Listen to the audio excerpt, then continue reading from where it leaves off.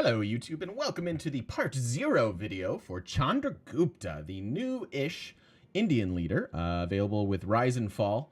And you're gonna see that with duplicate leaders, all of these abilities here underneath their sort of country or civilization name here will stay the same. So Dharma, Varu, and Stepwell, something we've encountered before with Gandhi, but this, whatever that word is new. And makes him a better Gandhi. Not to mention he's quite svelte and swole, and that's lovely. But can declare a war of territorial expansion after gaining the military training civic. Cool. Military training is not before your first government. Usually a deviation on the top half of the civic tree afterwards. So it's not crazy late, but it's not crazy early either. But if you do that, you get 2 movement and 5 combat strength for the first 10 turns of the war. It's very easy to satisfy the condition. It's basically share borders with somebody, and that's on Deity every game because you get forward settled like crazy. And so that is going to happen, and then you can declare it, and then you can have 4 movement Varu. And my beef with the Varu is twofold. 1, it's very expensive. It's 3 gold per turn. And 2, it only has 2 movement. Other than that, it's an interesting unit. You want to build it alongside some horses. You don't want to have all Varu, but you want a few. But Varu and the horses with the extra movement is really nutty. It's really, really insane. So you can have a lot of fun with some Varu by declaring that territorial expansion war. Get an early general, make it even more silly. And you can really steamroll somebody pretty darn easily if you can make that happen. But that's it. That's kind of all you got. From there, Dharma, same as Gandhi, receives follower belief bonuses as long as you have 1 follower in a city.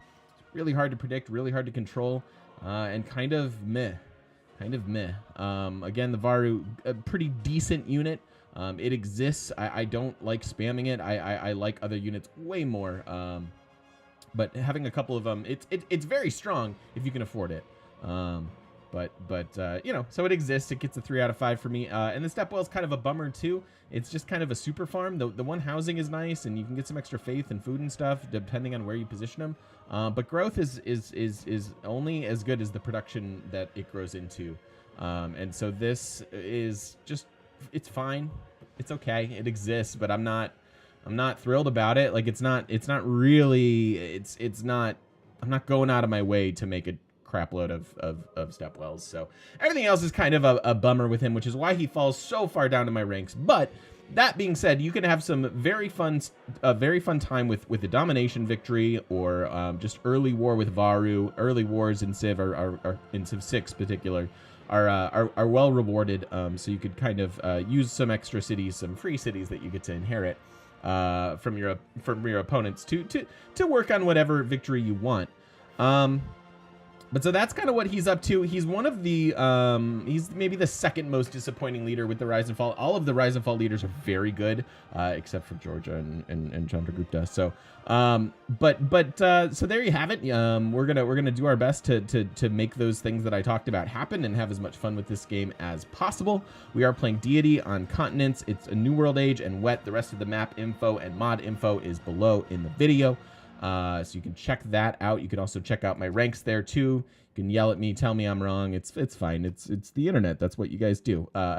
No, I do appreciate all the comments and everything that you guys watching the videos and stuff. So thanks. Keep that up, and hopefully you'll enjoy the gameplay.